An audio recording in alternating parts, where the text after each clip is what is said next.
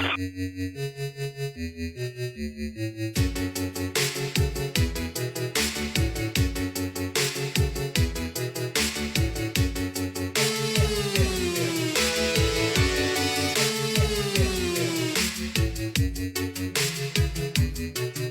you tired, Panda?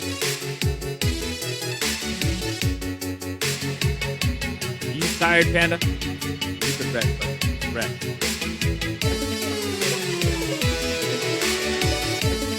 Here we go. 1 year of me and Panda.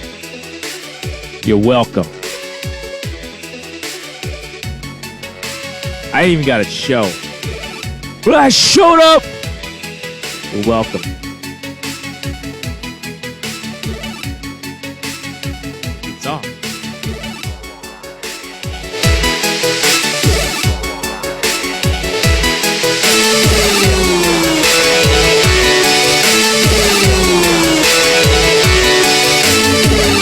Welcome.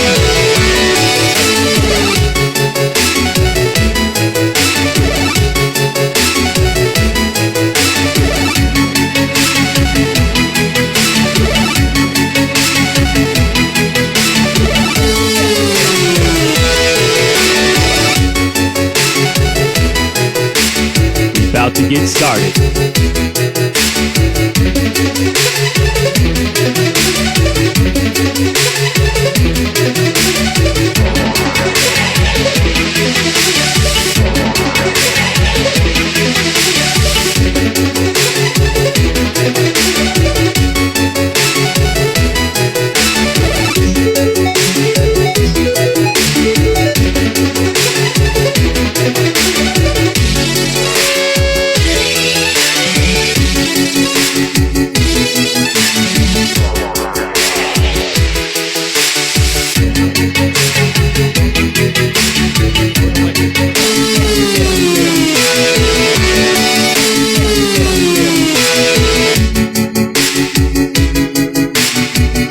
Trusty Sidekick Panda.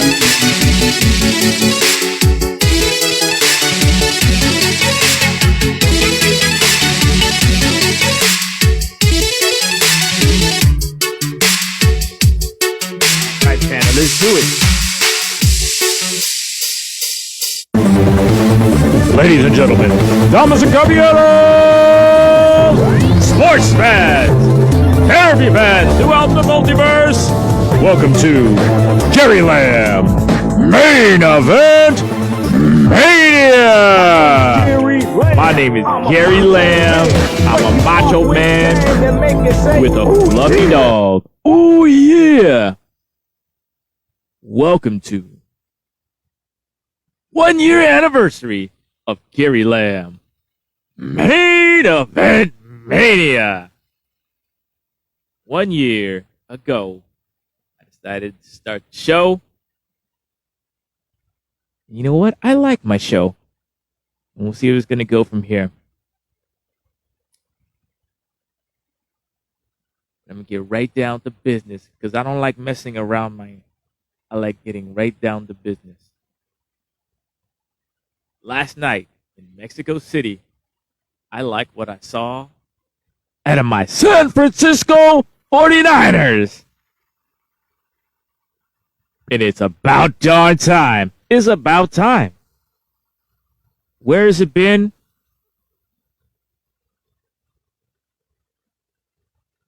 And I'm going to tell you I have the solution. But it ain't going to happen this year. 49ers are stuck with the team they got, and they got some darn good players. But I'll tell you what's been slowing down the Niner offense.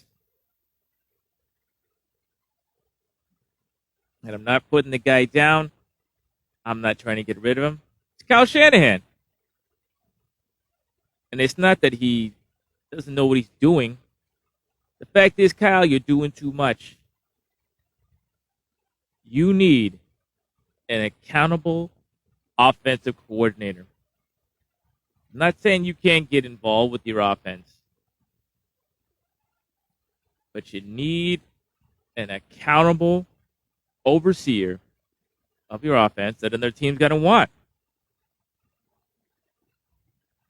Who you playing next week, bro? The Dolphins. They're looking good.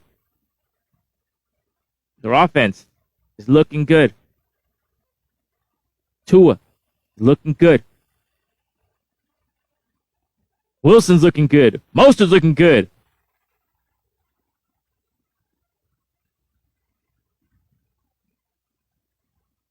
Who's responsible for your offense now? You! That's who! But you need great minds. You need an overseer of the offense. Who's that guy right now? Who's in your ear telling you when you made a mistake? Who's in your ear telling you who you got to get the ball to? I'm going to tell you exactly why. I mean, I've always been the guy who says you need an offensive head coach. Reason being, when you're a good team, the first guy to go is the offensive coordinator if you're any darn good. You can't have your quarterback relearning an offense. I'm not saying don't relearn an offense or not to have to get a new offense. It's fine. What I'm saying is this. You are the head coach. You got plenty of responsibility, but just on offense, especially adding CMC, adding Christian McCaffrey, you got a lot of mouths to feed on that offense. You got a lot of players to make happy, and that's a good thing. You need someone to help you advocate for guys, make plays for guys. I mean, look at how many times. Look at Exhibit A, Kyle Juszczyk. Juice. When's the last time he's got the damn ball? You got the best tight end. I mean, not the best tight end, one of them. We'll get to him next. You got the best fullback in football. Never get him the ball. You need someone to make plays for these guys. He needs, 4 to 5 between targets and touches. He needs 4 to 5. Back to the tight end. How many times have you said, where is 85?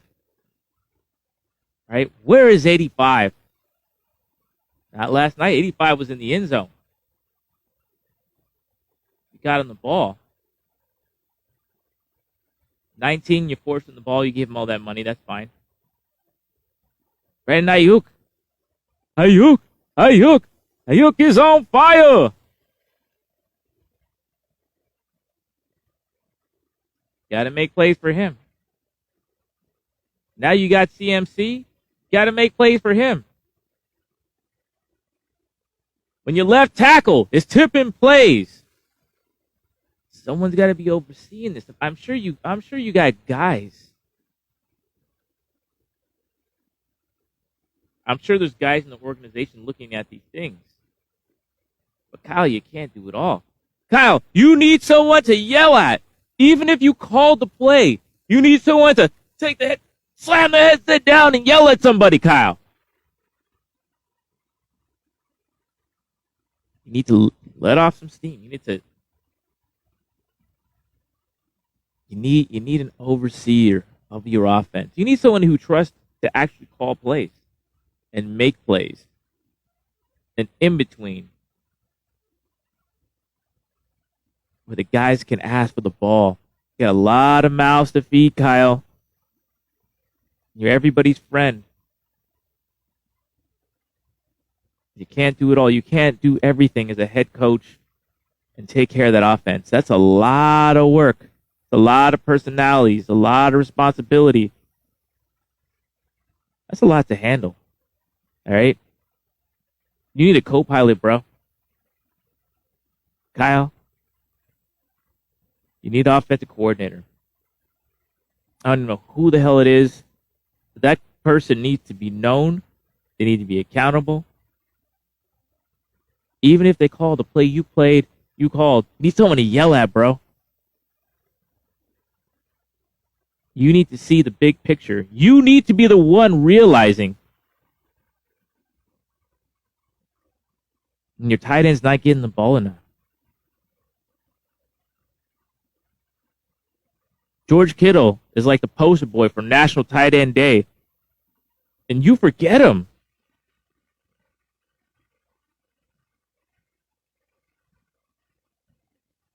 Let's get it together. But great. Well, let's get back to Monday night.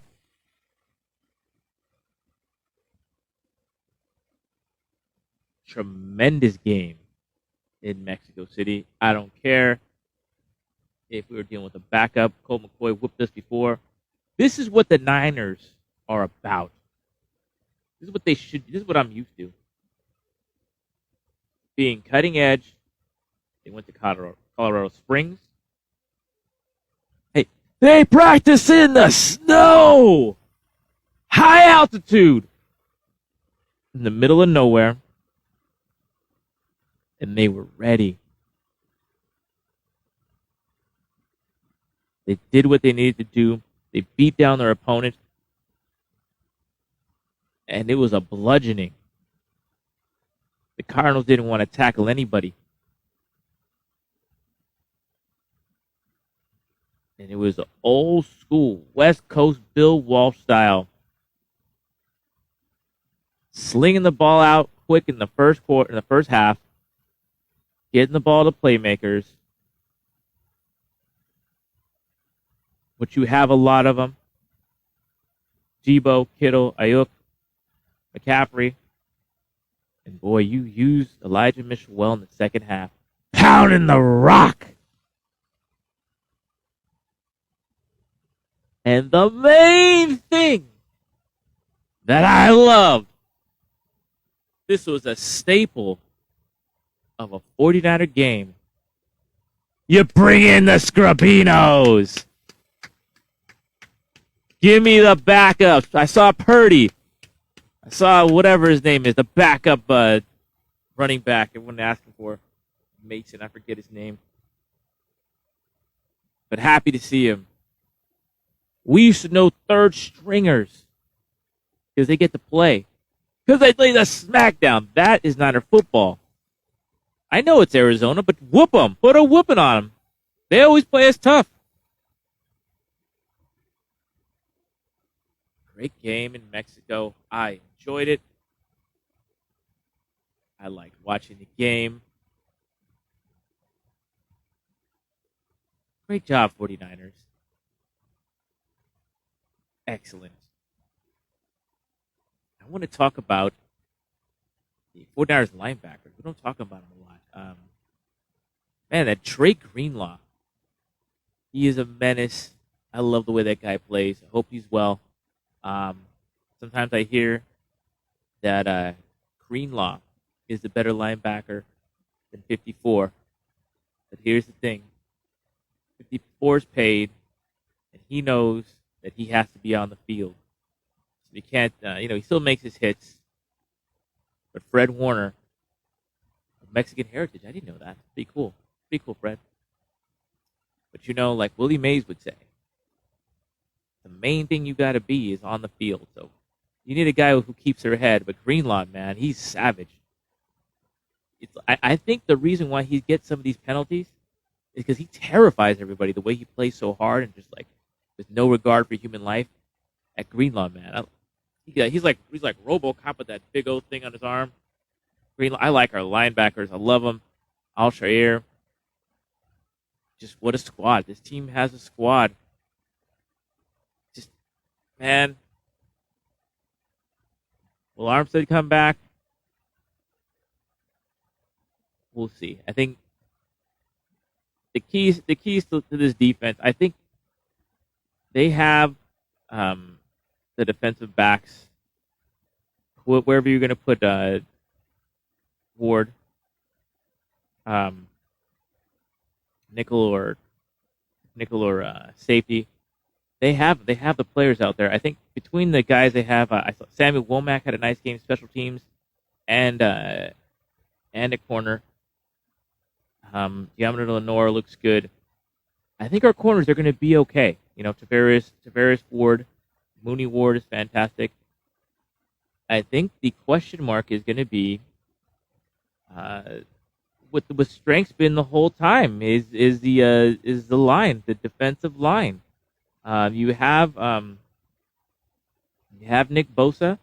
I wonder if 95, the rookie they got out of USC, is gonna make a bigger impact. Every time I see him, he looks pretty good. He's long. He can rush on the inside as well. Will Eric Armstead come back? Kinlaw, I don't know, but we'll see. I think that's the only real question mark on defense, but we'll see. Will they? And this is going to be the key to me. If the Niners even have a chance to win the Super Bowl, the Achilles heel is the running quarterback. Never figure out how to stop it. Um, Jamaica Ryan, will you figure it out? What are they going to? Can they get out of the wide nine? And the reason why it's a big deal.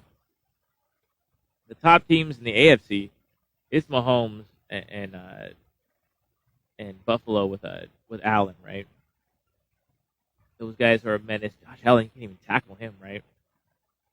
And you look in the NFC, 49ers have slowed down Prescott, but Jalen Hurts, he's been a problem this year, and he beat the Niners week 1 last year. Thank God Justin Fields is nowhere near the chance of being in the playoffs. But will the 49ers defense finally figure out how to stop a running quarterback? And because based on what the offense is doing now, maybe Shanahan finally figured it out. The offensive line is doing okay. I mean, there's not like a we'll get to this. The offensive line looks a lot better than I thought. McGlinchey, that's going to be rough. But if the 49ers can actually stop a running quarterback, they have absolutely a chance to win the whole thing. But they're going to have to. I think they're going to have to do that to get the whole thing, to get the whole bag, to get to the bowl. You're probably going to have to get through Jalen Hurts. And we'll see. We shall see. But offensively, tremendous job this week getting the ball, the weapons. I said it before. The offensive line looks, pretty good. Great job, great strategy. Getting the ball, your weapons early, out in the perimeter, everywhere. Was Trent Williams tipping plays? Probably. But if you got a counter where you look like you're, you set up for like you usually do for a run and you pass, hey, it's going to change everything. Great job there. Niners finally listening. This could be a team that goes somewhere.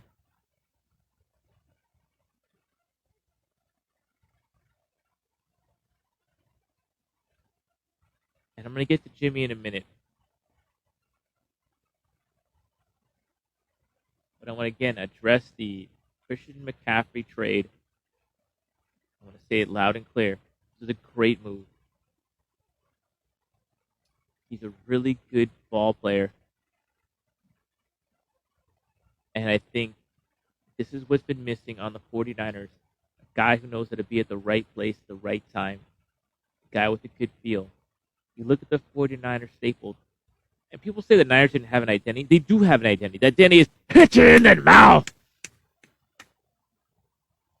Their style is brutality. George Kittle, brutal. Debo, brutal. Ayuk, brutal. That's That's 3 guys who are bad and brutal. But somewhere in that, you need someone who knows where to be. And I'm not saying Christian McCaffrey's not tough. I'm not saying the other guys aren't smart. I'm saying that McCaffrey gets in the right place at the right time. He has a good feel. And he gives Garoppolo an outlet. It works really well. Garoppolo doesn't have to, Garoppolo has a safety net.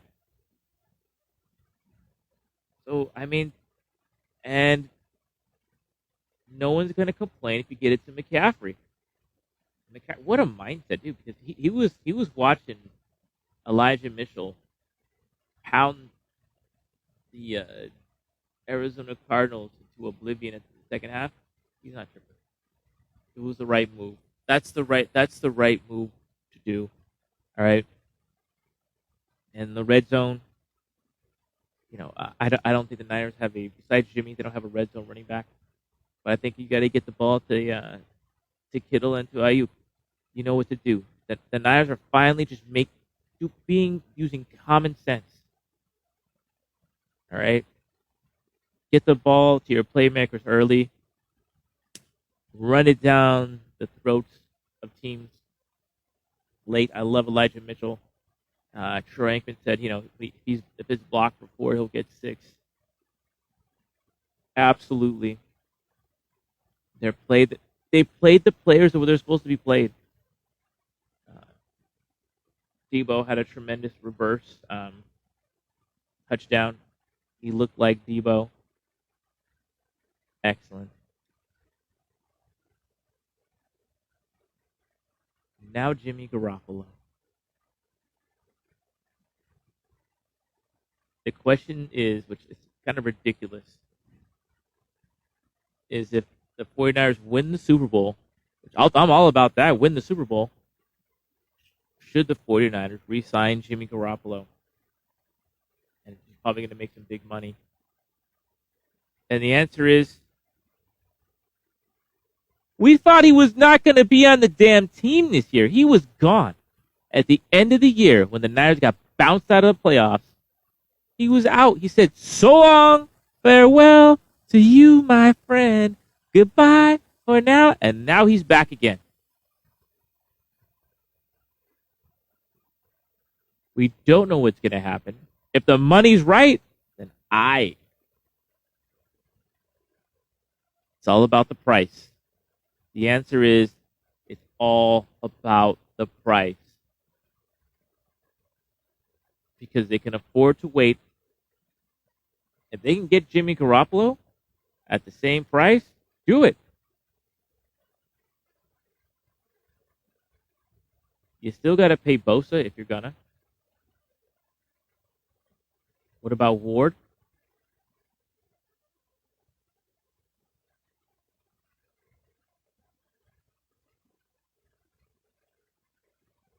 But if no one sees the value in him, Jimmy, yeah, take him back. This season shouldn't be happening. This season shouldn't be happening. We could have had Nate. If people got rid of Jimmy Garoppolo, if things didn't go right, this is a blessed season. This season is a blessing from God. Thank you, Jesus, for this season. I am thankful. I am thankful to Jesus, to God, that we held on to Jimmy Garoppolo. And I'm a Trey Lance guy. I like that guy. I was pounding the table.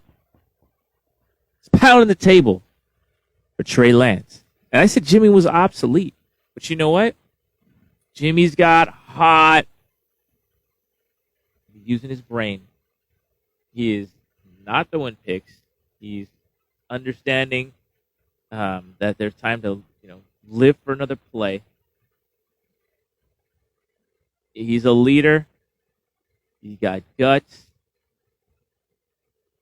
The 49ers, name the last time where a team lost their starting quarterback and people are talking about them to win the bowl. Who was it? Was it the Rams? The greatest show on turf when Kurt Warner took over? Jeff Hostetler was a backup winning the Super Bowl for the New York Giants. So this season, by all means, shouldn't be happening. And at least Kurt Warner was meant to be on the team. Like Jimmy Garoppolo was gone. So it's just so interesting Because the Niners really haven't done anything yet. They really haven't done a thing. I mean, Kurt Warner got respect by the Rams would just win and they whooped the Niners. I'm talking about the greatest show on turf, the Kurt Warner Rams. They were winning game after game, and they were kind of undeniable. The Niners really haven't done anything. They beat the Cardinals. They haven't beat any. Who they even played? You know, I'm a Niner fan.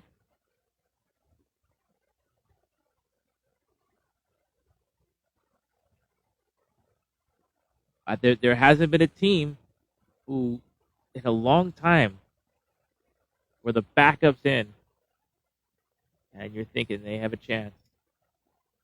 Maybe maybe the Ravens with Trent Dilfer, but this is even different than that because Jimmy's supposed to be gone. He was gone. Adios, Jimmy. He went for the bag. Jimmy Garoppolo took a $20 million pay cut. $20 million. That's what it would have been if Trey Lance would have played. But he didn't get paid. He didn't play. And now I think Jimmy's getting more because of however that complicated contract is. We'll look at that later. But this is a very, very blessed season the 49ers are having. So thank you, Jimmy. Thank you, Jesus. 49er fans, we are very lucky to have this season. I'm just going to enjoy it.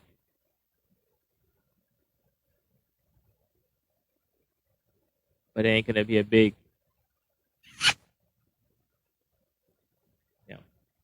booty kisser because the Niners need to keep putting in that work, keep using their brains. Kyle Shanahan, I mean, he's just going to have to work harder with this. He's got a lot of mouths to feed, you know. It ain't my family who ain't being around, you know. If you want to be 24/7 football, that's great for you. But, the Niners' lives would be a lot easier. We'd probably get off to some faster starts. If you brought in Kyle ahead of your offense, you can trust. And then when he calls the play that you called, just repeat it, you go like this. Ah! That's it. That's all you need. You need someone to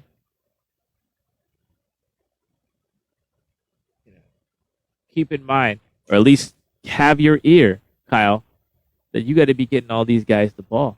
Because if you don't, it's a lot of criticism, and then the blame's on you because you're the guy. I want you around, Kyle. All right. Let's get this one.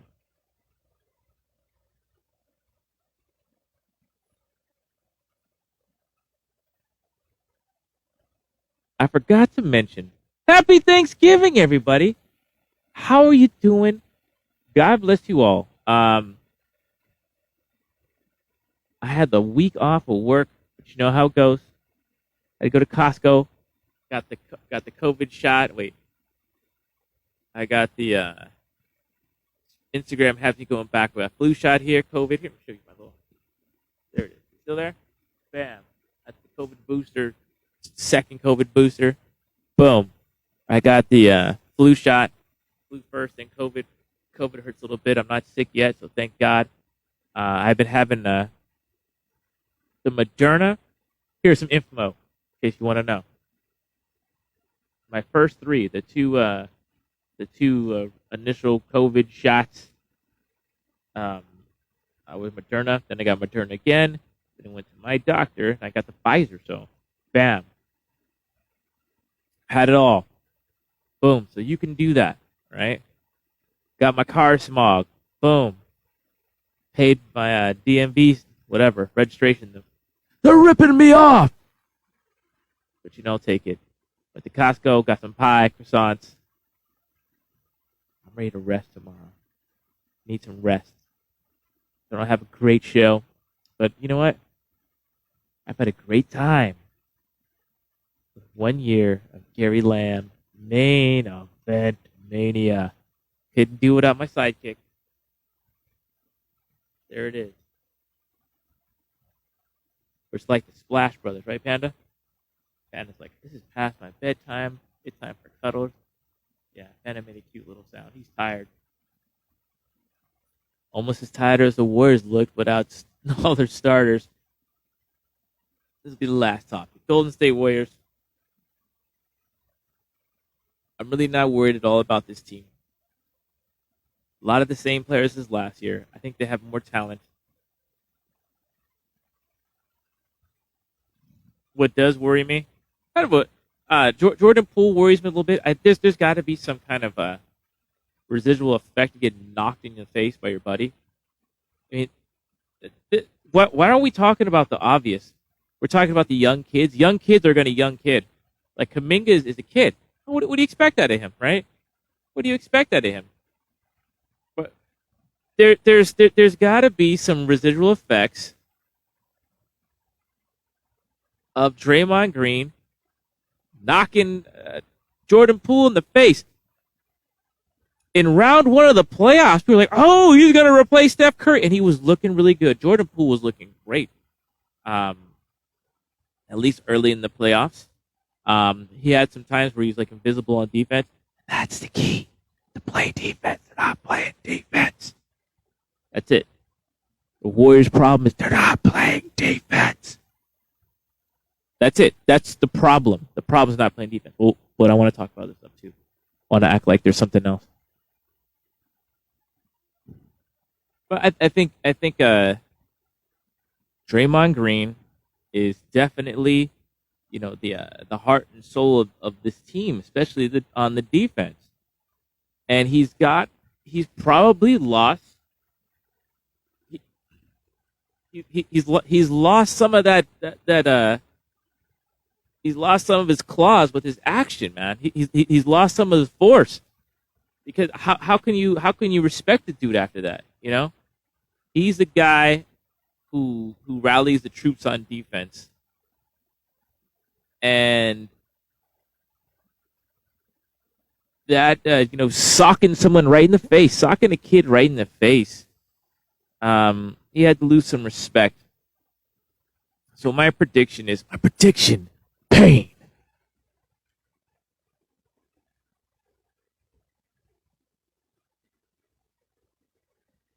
The young guys got to learn what to be on defense. Draymond Green really has to be the on-court leader of telling people what to do and where to go.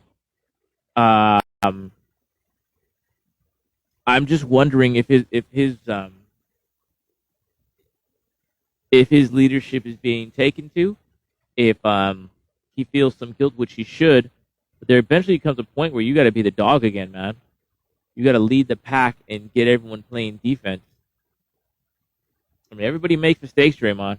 That was a bad mistake. You socked the dude in the face. You shouldn't have done it. But damn, don't let it take away your, who you are to this team. You got to get these guys. If you made a mistake, get them back in line. At least on the court, they need to play defense. The young guys need to learn to play defense. They need to know where to be. They need intensity. They need to play too. They need to play.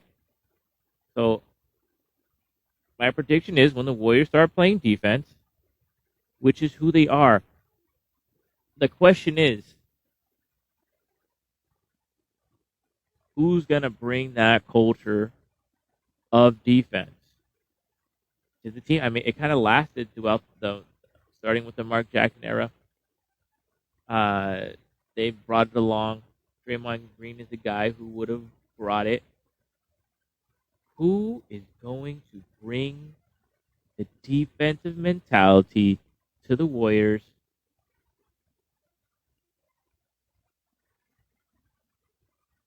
Who's going to bring the toughness?